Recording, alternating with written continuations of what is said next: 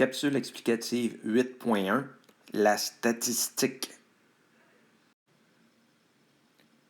Le chapitre 8 traite de la statistique.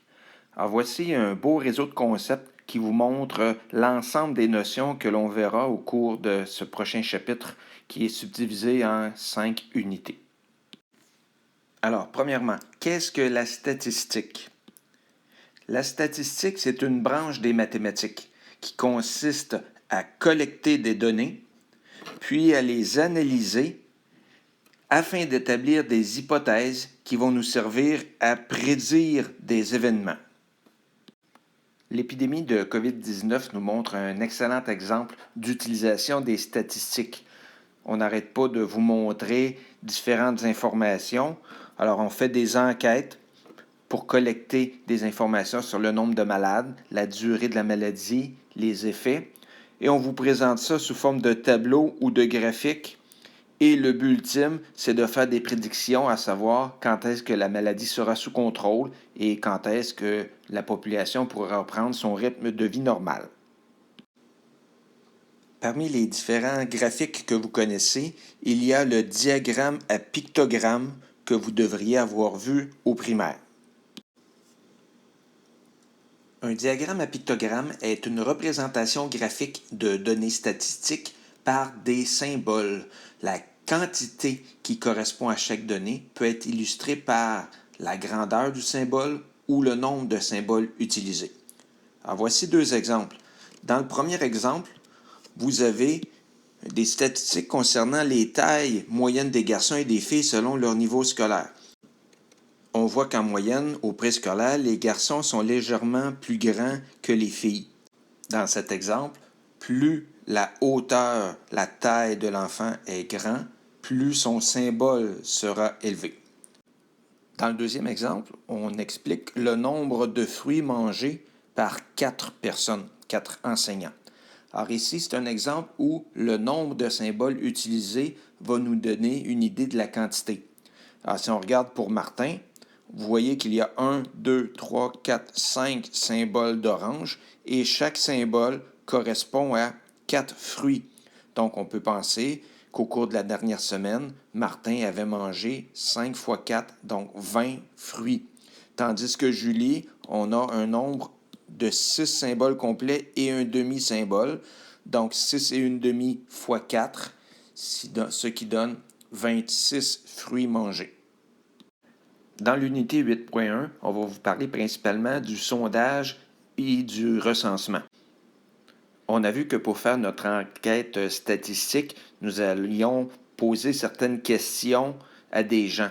Les personnes concernées par l'étude, on va les appeler la population. Donc, c'est les personnes visées par l'enquête statistique.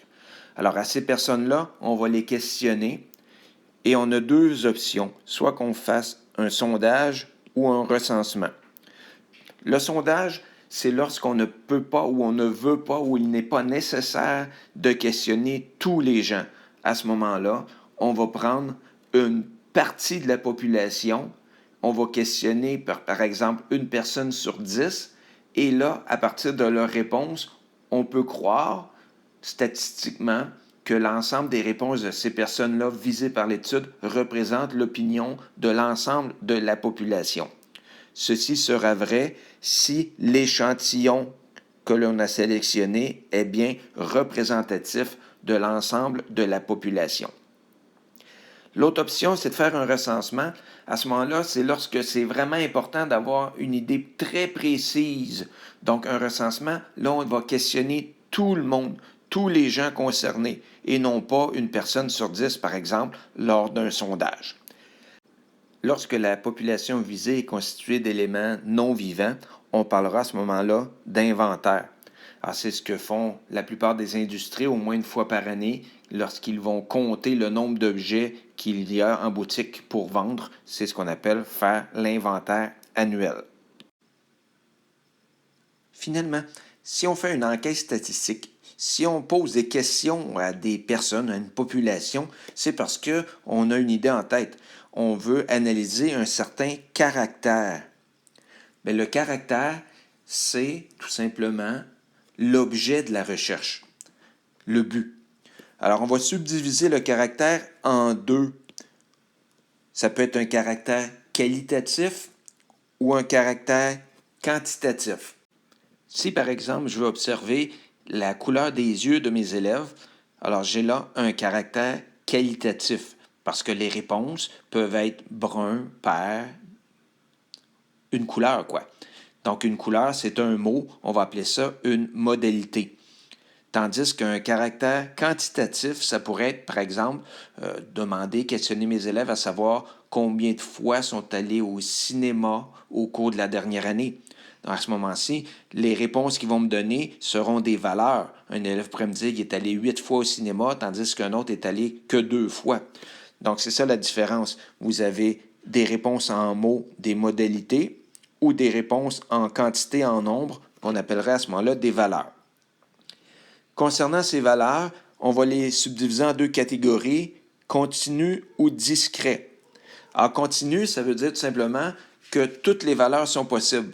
Par exemple, si je regarde la grandeur de mes élèves, ça peut être en centimètres, en millimètres, et il y a plein de possibilités de nombres. Tandis que mon exemple précédent, sur le nombre de fois qu'il est allé au cinéma, ça peut être une fois, deux fois, trois fois, mais il n'y aura pas des virgules de fois. Donc, c'est à ce moment-là qu'on appelle ça une valeur discrète.